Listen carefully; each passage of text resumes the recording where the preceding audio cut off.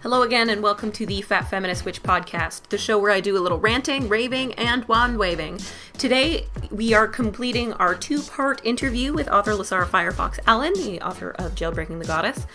In this episode, we talk a little bit more about different faces of the goddess in the book and my reactions to them. We talk about applying the model to group ritual and to the upcoming Lunasa Sabbat in August.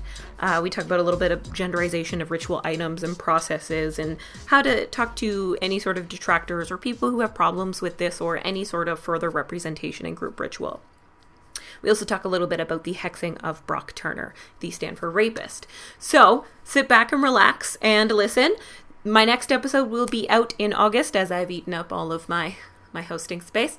So I hope you enjoy the episode and head over to Amazon.com or .ca or Llewellyn Worldwide to get a copy of the book Jailbreaking the Goddess by Lasara Firefox Allen.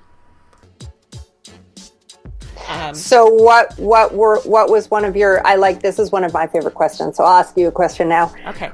What was your largest challenge with the book? And second question, did that challenge deliver a teachable moment for you? That is a good question. And now I'm trying to think of it.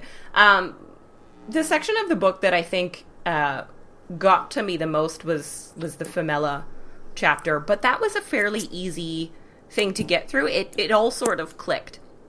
When I got to the next chapter and I got to Potens, I started to stall. My teenage years were kind of exactly what you imagine a teenager would be like.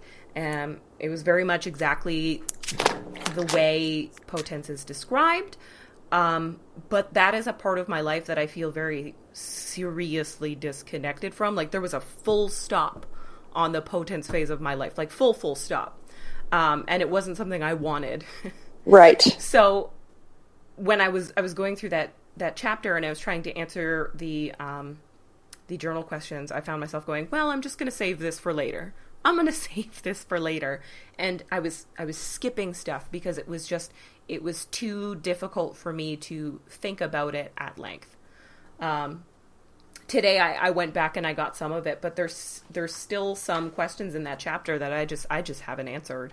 And some I did answer, and I'm like, that answer is bullshit. I wrote that down because I felt like I needed to write something down, and that is trash. So I'm still going to struggle with that chapter for a little while, I think.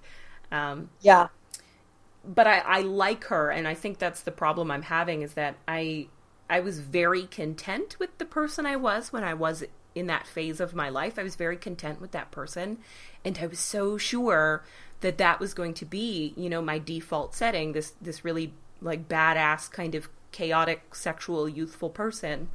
Shit didn't work out like that. And I didn't really deal with it when I was supposed to. So Potens has been in the part that I'm having the most trouble with, the most trouble, which is actually kind of shocking to me because I talk about my teenage years and my early 20s all the time with friends, but I realized I never really get deep with it or like how I actually feel about that. So. Right. Fascinating. Yeah. So my handwriting during the questions of that chapter has gotten very like it's really like the words are really drawn out and spaced apart, and it looks kind of angry in some places. Yeah. Yep, that happens. Yeah, interestingly, Femella has been very hard for a lot of people, and I think that it's telling. It's very telling how, and it's because we don't, as I go into in the chapter, we don't have in our culture, girls do not exist outside of this like strange arc of pre-sexualization. Yeah, absolutely. That was. And I'm sex positive, so I don't want people being like, thinking that I'm, I, as you know, because you've read the chapter, I include a component on their sexual expression for each of the 5 faces. I believe that we are born as that we have an intact sexual sense when we're born. From the time that we're conceived, we have a sexual reality. Like, that's a component of life. Yeah, absolutely. And that as small children, that should be completely sovereign. Yeah. And within that triple goddess model, what you have is big empty spaces. And when I was reading Femella, the reason it all clicked is because there was nothing there for me to write over. You know what I mean? I've never had a spiritual context for who I was as a child. There was nothing. And I think that simultaneously makes it very difficult for some people, especially people, I think, who came into any sort of pagan spirituality a little bit later in life. I didn't. I was 9, so I was fairly young. But I think that's why it's so difficult for some people, is because they've never had to apply any sort of spiritual existence to their childhood. And then for me, it's like that was always really lacking. You know, I started when I was 9, but I wasn't a maiden at 9. You know, I wasn't menstruating yet or anything. So even right from the get-go, I wasn't a part of this model. And then in here, it's like I could just fill it all out. Yeah, right. It was a blank canvas. It was wonderful. But I see how that would be difficult for some other people. They've never had to think about it. And I think another part that makes Femella very hard for a lot of women is that a lot of us experienced sexual trauma as children. Yeah, absolutely. And so absolutely. where I think that wherever that trauma occurred, and I think that the estimates of the number, and you know, how people conceptualize trauma is also part of it. Like, whether you conceptualize what happened to you as trauma or not, right, is up to a person. Yeah. But I think that most of us have experienced some, I think literally almost every single woman has experienced some level of sexual trauma. Yeah. Yeah, and especially in childhood, it becomes something that, it's not always something you remember, but it's something that, you know, your consciousness kind of remembers. Right. It's something very subconscious that you can't really talk about or put a face to or even really recognize for a lot of people. Right. Even if it's just basic microaggressions, like being told to change how you're dressed. Yeah. Yeah. Or having some creepy guy whistle at you when you're really young, something like that. Right. I teach at my kid's high school, the high school that my kid goes to. I teach classes there. And every single young woman in the room and they're 14 to 16, every single young woman in the room has already experienced sexual harassment. Yeah. Yeah. They are afraid of men. They are afraid of public transportation. They don't like being in close proximity to men. They've already been threatened on the level where they don't feel safe walking around in their own bodies. It's horrifying. Yeah. They're basically just starting their life with that. Right. So I think that almost all of us have been affected in some way traumatically by our, you know, in the arena of our sexual appearance or sexual expression. Yeah. And so I think wherever that trauma happened for a woman, that aspect is going to hold a certain type of challenge. That actually makes a lot of sense. My potence phase, that's how it ended. It ended with a sexual assault, and from there, you know, that's when I really started to change. And so I that's definitely casting a shadow on that, especially in the talking about any sort of sexuality in that phase. That's like my whole sexual life was right there, but it ended in something I really don't want to think about or write about, you know, very much. So it becomes something I'm like, I'm going to skip over that for now, but I need to stop skipping over that. Right. It's time to stop. Well, and you know, you'll know when it's time. Yeah. You know, I hope for you that it's soon. I think that that one of the things that I believe is that if it's up, it's probably ready. Yeah. Yeah. Well, like I said, stuff's been getting shaken loose when I'm reading this book, and stuff, you know, is making a lot more sense as I'm reading the book. It's giving context to a lot of things that I never quite understood about myself or an experience I had or whatever, some decisions that I made. And I was filling out the journal today and some stuff started coming up and I'm like, wow, that's really interesting. Uh-huh. I kind of hope that keeps happening to kind of, it's like I want to get it over with. Like, can I just be healed now? Like, can I just skip ahead to that part? Right.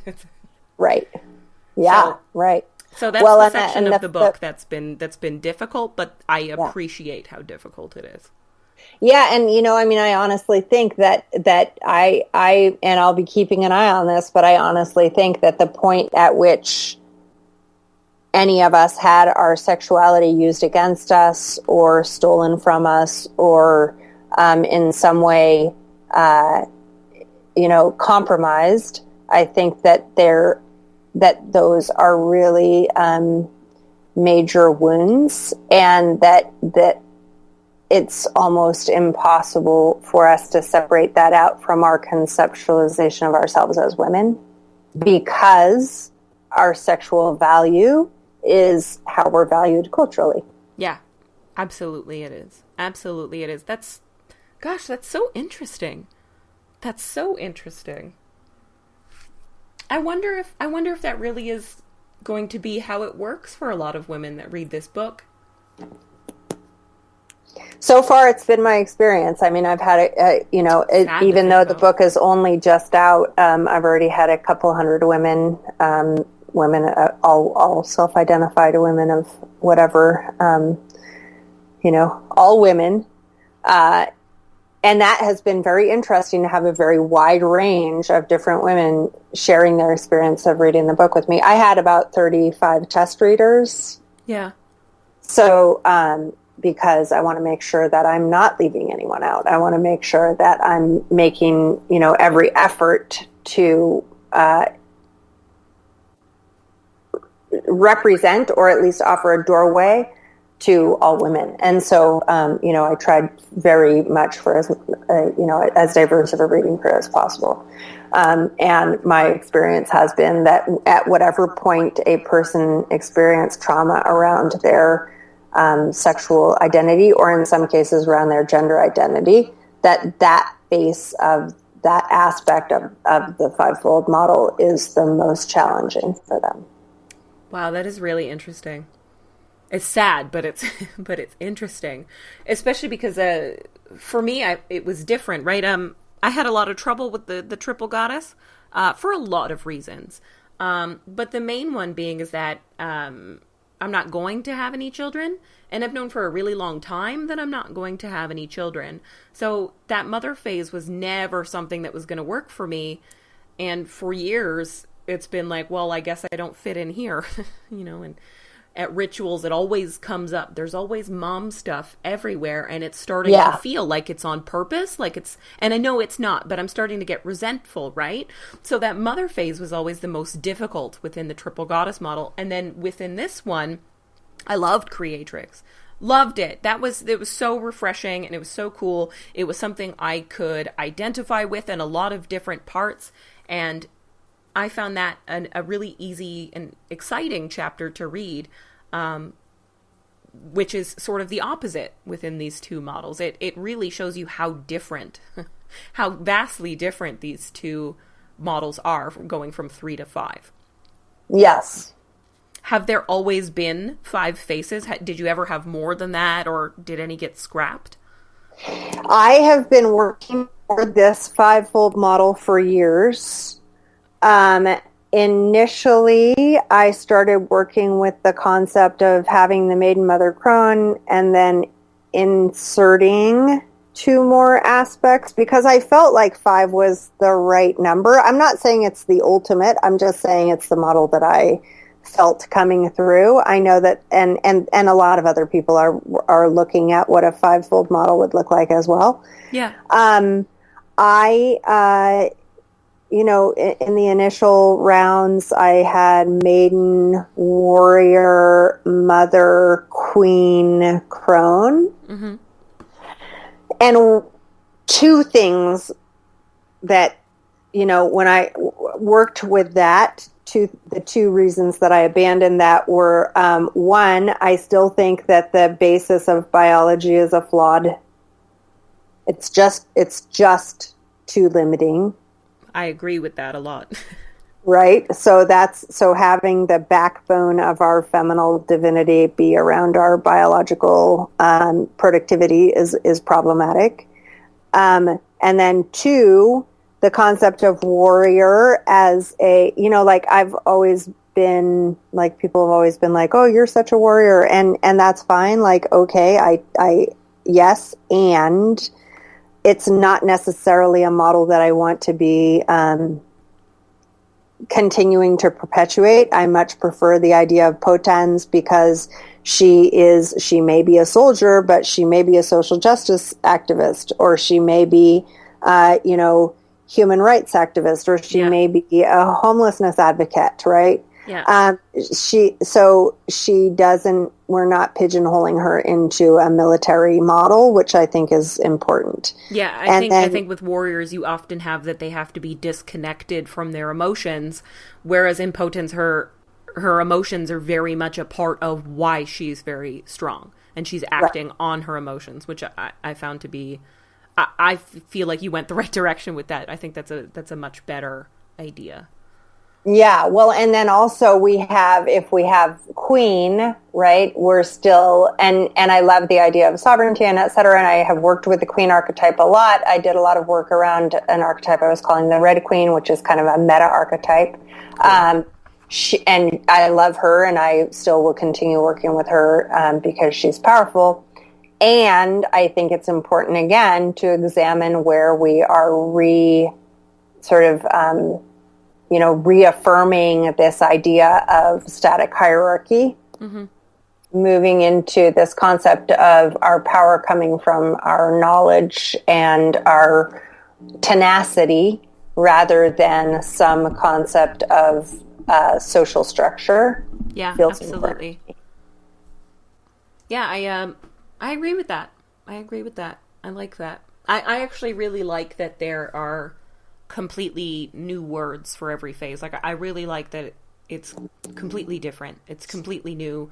This is not what you read before. This will change things. And I like that. I think going with all new terms, which you made them up for the most part, right? They have a Latin root. They are actually Latin words. Cool. That's even cooler. I was actually not 100% sure. My Latin isn't good. We don't do Latin in Canada a lot. We don't either. Yeah. We don't either. I did a vast amount of research to find the words that were the most what I wanted. I started with different words, honestly, in some of the arenas. Like Femella initially was Puella.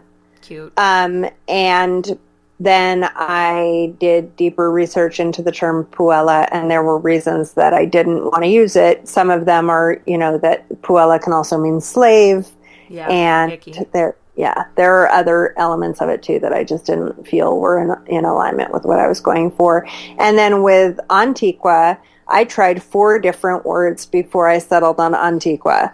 And the first one was anile, which, when I researched more deeply into it, ends up actually meaning basically old asshole. So, that's wonderful. I'm going to say that word. And that was a term for women, for old women in Roman culture, because Roman culture didn't love women. No, oh my goodness. They so did not. When I was studying history, I thought the Greeks were so progressive because they were, they were philosophers and they were democratic. And what I found about ancient Greek and Roman society is that, yikes. Yeah, for real. Just all of it was just yikes.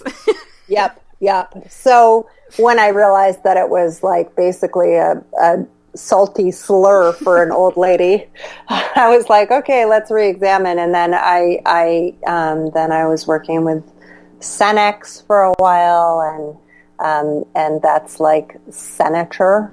Okay. And I like that, but there were elements of just the old person that I didn't feel like Senex gave us. And so Antiqua just means ancient woman. I like it. Yeah. I think it sounds, I still think it has, it's a fun word, but it has just that little bit of refinement that I think is important. Yeah, good. I like it. I think it's really nice. I like all the words. I like how kind of artistic this book is. The language in it is very poetic, and for a few passages I was reading them out loud, and they read almost like slam or spoken word poetry, which was really fun. And then you also have these sigils that you came up with yourself for each chapter. How do you feel like this overall artistry of the book contributes to the experience that you get while you're reading it? Well, I've been teaching for a long time, and so one of the things that I rely on, and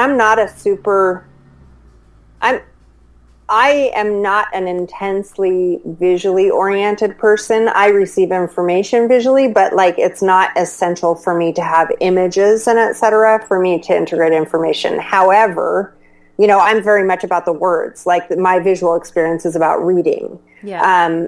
But I have had a number of students and clients over the years who were like, you know what, words aren't my thing. Like, give me some pictures or tell me that I need to draw about this. It'll be so much better than you telling me to journal, And so I really tried to stay conscious of that in the exercises that I offered. As you know, I give a lot of exercises for each chapter. I don't necessarily assume that everyone's going to do all of them. Right? Some people are not going to do the journaling. Some people are only going to do the activities. Some people are not going to do the activities, but really love journaling. Yeah. Some people want to draw, but don't really feel confident about writing. So I just made every effort to give people the options that were going to work the best for them. Yeah, and I did notice that. Despite the fact that I sort of write for a living, I have a blog, writing is not something I love doing, although I always feel better after I do. It's just the process of it makes me want to rip out my hair. But so a lot of times when I read books and they have journaling activities, I skip right over it. Yeah. I just skip right over it. And at first I and I got through the entire Femella section and I was like, you know what? I kind of wish I had done those now. So I grabbed a notebook that I dedicated just to this, and I started going with it. And honestly, I'm going to keep doing all of the rest of, whichever questions really resonate with me, but I'm going to keep doing that because I feel like it really lends to the experience. And I didn't feel like drawing, so I found actual like photographs. And I doodled a few things, but I wrote stuff out in like shorthand, like it's not very poetic sounding. And I made lists and I glued in pictures and stuff, and I got a lot out of the journaling. I got just as much out of the journaling as I did as actual reading the chapter. So even for people who aren't into journaling, there's a way to do it. Yeah. You've definitely given enough options for people to try out a lot of the activities in there. So I thought that was almost essential to the experience of the book. I really liked that. I'm like really attached to my little journal now. That's awesome. And I'm hoping that this will happen. I'm waiting for permission from Llewellyn because, of course, they own the words now. But yeah. But if I get permission from them, I'm actually going to design a workbook, a journal to go along with the book so that people can have that.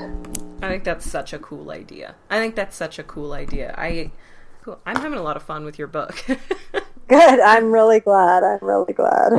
Yeah, like I said, I really like the two parts. So I love that in the beginning you are describing the different phases of the goddess. You give examples of goddesses. I like that you give examples of real life people that fit into each of these phases. I thought that was super cool.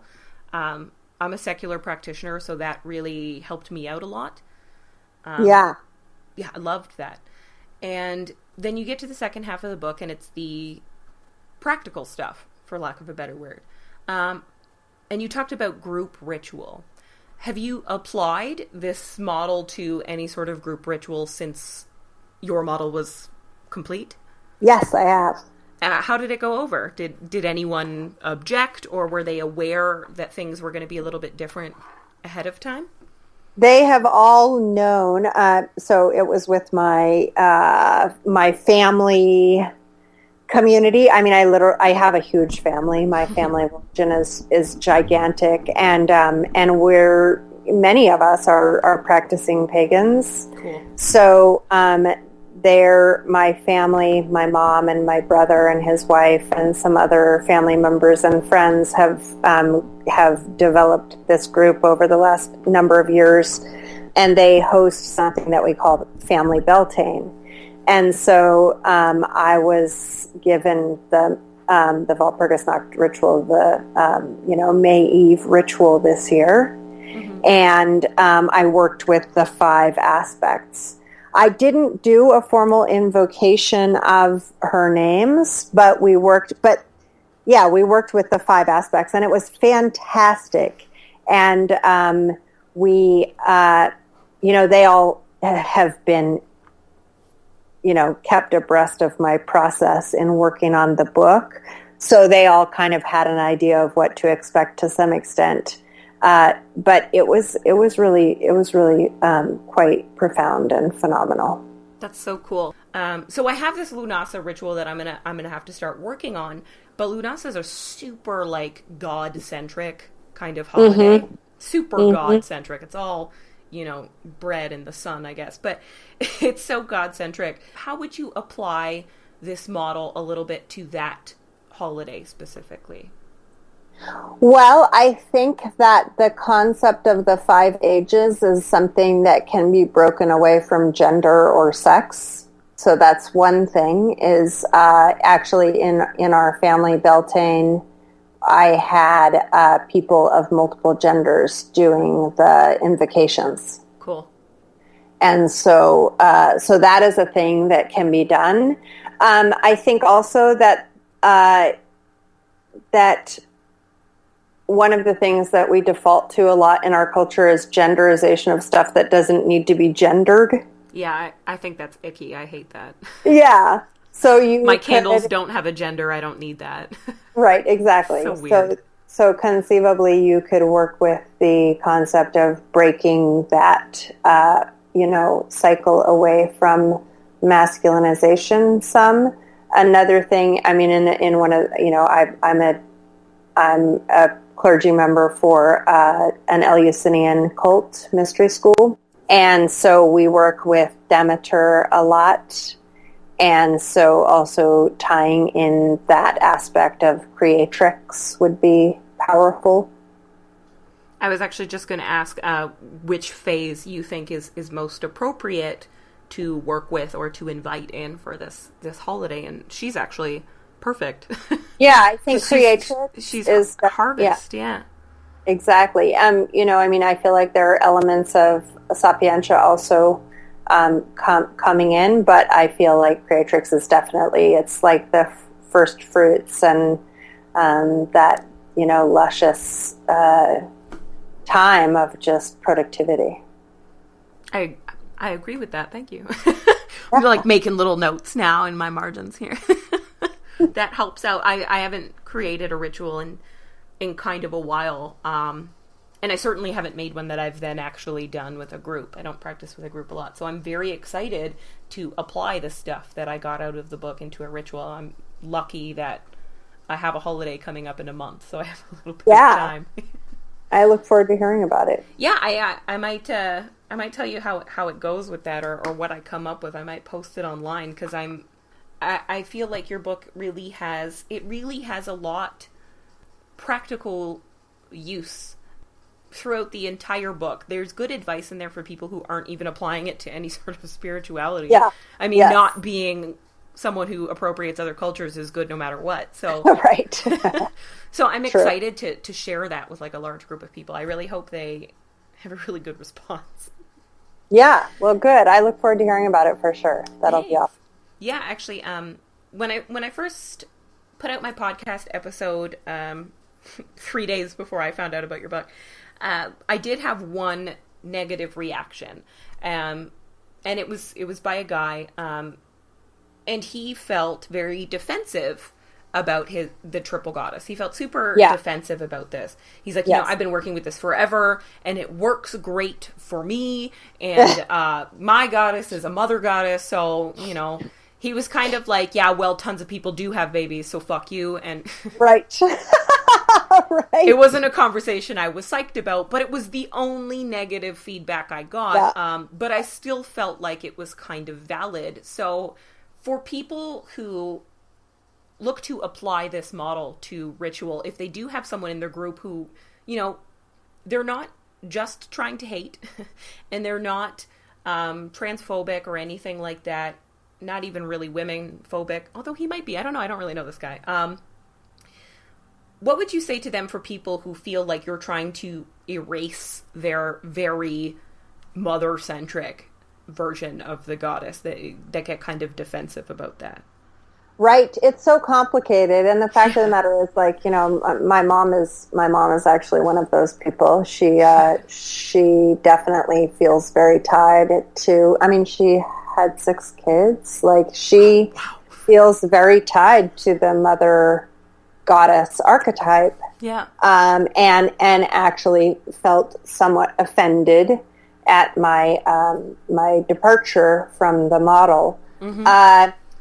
I think that, one, it doesn't need to work for everybody. Yeah. If they don't want to use this model, they don't have to. Yeah. For those of us who have never felt fully at home in the threefold model, this is for us. Yeah. Yeah. They don't need it. If they don't need it, they don't need it. Right. And, as far as I'm concerned, that if that person is reducing his concept of the feminine divine to motherhood, then he's not part of my community anyway. We need to be able to find, models of the feminine divine that speak to and represent all of us. Yeah, absolutely. I hope that people will read the book before they decide that it's not worth their time.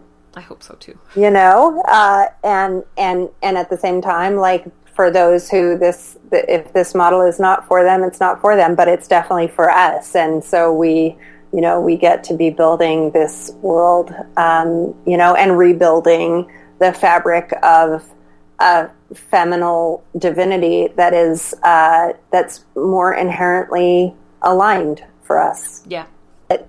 This book is coming about because of the requests that people have made for representation in the community. It's not happening just because I felt like it was time. It's happening because the world felt like it was time. Yeah, it's time to evolve. We live in a world that's changing a lot. Activism is at the forefront of everything now. Whereas we were very complacent for a long time. Everybody's an activist about something now, and it's great. And I love it. And I love that there are so many groups out there that are working so hard to really, really change the world that we live in. Black Lives Matter just was so amazing at Toronto Pride recently. And people hate it. People hated what they did, but I thought it was ballsy and cool. So yeah, what a trip that people get so... I saw a great article that I should share out. I've been so focused on the launch, but I saw an article that was like, if you don't understand the value of Black Lives Matter stopping the parade, you don't understand the concept of intersectionality. Yeah. Like full stop right there. Right. I've seen people calling Black Lives Matter like a terrorist organization, and I'm like, you have completely missed the point. How do you not agree with the statement that Black Lives Matter? Right. Just right away, how do you not agree? So, no, I love that, and I want more groups like Black Lives Matter and more books like this to come out, and for all of these different groups that have felt marginalized, I want everybody to just get so much louder. We can all be screaming feminists. There's room for all of us. Exactly. The other people will shut up eventually. It'll be great. It'll be so great. And actually, I do have a couple more questions. Okay. Recently, a bunch of witches got together on the internet to hex Brock Turner, the Stanford rapist. Yes. which was amazing. It's my favorite thing that ever happened ever in my life. And in the Wild Hunt article, which is how I originally found out about the hexing, there was a little bit from you. And in it you said you're participating because justice for women is rarely served from within the patriarchy. This gut-wrenching violation that keeps being compounded is an injustice to one woman and at the same time an injustice to all women. We need to fight for justice with all we have. Magic is a tool that we can and must wield to bring down the patriarchy brick by brick. Which was wonderful, by the way, and I fully agree. And I participated in the hexing, and afterwards, a lot of the people who had organized it created a secret Facebook group that a lot of us just kind of quickly joined. And when I told the Facebook group that I was going to be talking to you, and I shared your book in the group and everything, they wanted to know if you actually did participate in the hexing and how that made you feel, like how you felt about that afterwards, and which of your 5 goddess faces you would call in for other people who are looking to do kind of a similar magic to deal with a rapist, especially something like a hex or a curse. Yeah, great questions. So that night at that time, I do an initiation cycle based on the 5-fold model online. And so we are, I have another initiation cycle starting up in the fall. But currently I'm in with a group right now, and our online gathering was that night. Cool. So at the time that the hexing was happening, we just paused. We actually spent about we actually had an extra long class that night because we spent the first hour, we started meeting at 7 Pacific time, and then the hexing was at 8. So the first whole hour of our class, we spent talking about the emotional ramifications of the case. It was so intense. It was. And so we were talking about rape culture. We were talking about the context of it. We were talking about the case, itself. We were talking about our own experiences of trauma. And so we spent an hour talking about that. And then during the time period of the hexing, we took 3 minutes in silence where we actually just each lent because we weren't all on the same page about actually participating in a hexing. Yeah. Yeah, that's a personal decision, super personal decision. Right. And so because I couldn't, I keep to my class schedule, so I couldn't change the night of my class to accommodate. So instead of participating in the hexing as it was written or presented, we took 3 minutes of silence to focus our energy on whatever aspect of finding justice that we felt was in alignment for each of us. So for me, during that 3 minutes, I sent my energy to supporting the hexing work that people were doing. That's awesome. Right. So I sent my signal boost to their work. So cool. And then other people in the room were like, one of them was specifically sending energy of healing to the victim. Mm-hmm. Another person was specifically sending energy to realization of his wrongdoing to Turner. Yep. Right. So we were each doing what was aligned for us to support the delivery of justice. That's fantastic. I know a lot of other people, especially when the Facebook event was up, a lot of people said, hexing isn't what I do. So I'm going to be doing this instead, but I'm going to be sending white light or healing or what have you, or love towards the survivor. Right.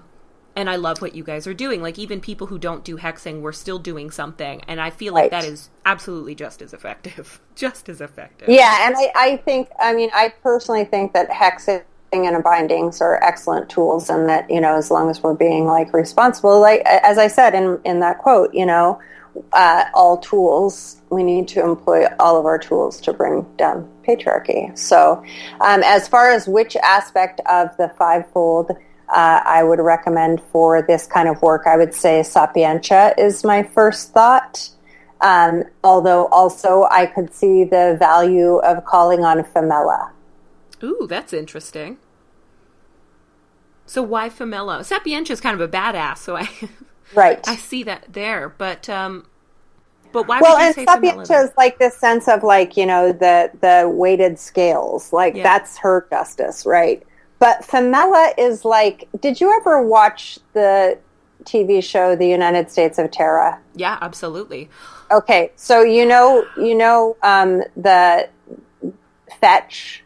Mm-hmm. I think of Femella in that way sometimes. That's really good, actually. That's great. That's perfect, actually. God, I gotta go back and watch that show. Right. So I think of Femella. I mean, Femella carries a lot of very like swift retribution energy in her like core anger because she's not holding back. Yeah, kids don't fuck around. Yeah, if exactly. they're mad at you, they're going to tell you, and you're going to regret it. Right. Exactly. So yeah. So in a sense that like Sapientia is the obvious choice, but Femella also would have her own way of dealing with it. That's so cool. That's neat. They're going to be happy about that. Did you guys, after you and your group did your 3 minutes of action there, did you guys talk about how you felt about it after, or? No, we shifted gears at that point and moved back into our material, and because it was time to do that, and also because for me as a practitioner, I usually err on the side of not talking about a magical act until it's taken effect. Okay. And for me, that's not necessarily an immediate thing. So yeah, it's like wishing on a birthday candle. Yeah. So we just we sort of shifted gears and then moved on to our material. Yeah, when I told the group that I would be interviewing you, I was like, she appeared in the Wild Hunt article. She had a little part here, and they were like, "Oh, this is great." Not only is she writing this book that it fits us into this model, but she also is somebody who doesn't have that hang up. Because after it happened, a lot of well-known pagan celebrities and authors and what have you were trash talking the witches who had been involved. One author in particular were like, "I can't believe any of these people call themselves witches." Meanwhile, there were like hundreds of us. So right. Are we all wrong? So they were very relieved that you are someone that, in addition to having this very feminist inclusive thing, isn't judgmental about the way people practice their craft. So all of your practical stuff could still be applied to curses and hexes, and it still has some responsibility involved. It's great. They were absolutely, and I think that there's a lot. I think that the conversation that surfaced in the community around the concept of hexing after that happened was so important, and the concepts of classism, power, and like white magic, in all of the ramifications of that word, like. Being valued above root magic and family tradition magic and et cetera, and that it's just not that way. And I think that when anyone makes a blanket statement about magic is this or magic is that or not that or witchcraft isn't, we don't do that as witches, that they are automatically one, speaking for everyone, which is impossible, and two, like closing out a bunch of people who I don't personally want to close out. Yeah, I agree. That was, that was such a big deal. It's been a very interesting year for paganism and magic and witchcraft. There's a huge shift going on in so many different ways, and that was one that I think a lot of people took notice of. A lot of people that weren't even witches and stuff really took notice of that whole fight. For sure. That whole conflict. So, yeah, that's really cool. I like the idea of calling on Femella or any sort of Femella goddess during a hex, especially for a rapist, especially for... like you said, there's a lot of women who have been struggling with Femella because that's when they experience some sort of sexual trauma. That might be a way of healing that feeling in relation to Femella specifically. Absolutely. All right, well, that's all of the questions I have for you. Is there anything else that you'd like to say about the book? Like I said, I'm going to be putting the episode up either right on release date or tomorrow if I can.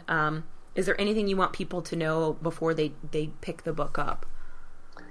I feel like we covered a lot. I hope that people will contact me and let me know how it goes for them, and especially as they start integrating stuff into their work with their communities. I look forward to hearing how that affects their dynamics and how their experience of their spirituality shifts. I definitely look forward to hearing about that. So people should come to my website, lasarafirefoxallen.com. I'm actually creating a lot of interactive media options. So I look forward to having people definitely show up. I have a members area where we'll be having discussions. There's an image gallery that people can post their images to and more. So whatever people, whichever ways feel, again, trying to stay open to the artistic and linguistic and et cetera, definitely come and interact at the website. Super cool. I hope people do. I think that sounds fun. Yeah. Good. Well, come to the website and join the membership area, and we'll see how it shapes up. Yeah, I might have to, because people who've read the book are already starting to message me on Instagram and Facebook. They're like, "Oh, I'm reading it too." Yeah, that's so cool. Great. Yeah, that's really cool. Excellent. All right. Well, those are all the questions I have. Excellent. Well, it was fun talking with you. Yeah, thank you so much for doing this interview. Like I said, it was my first one, and I feel like it went good. Be in touch. We'll talk again soon. Excellent. Thank you so much. Okay. Bye.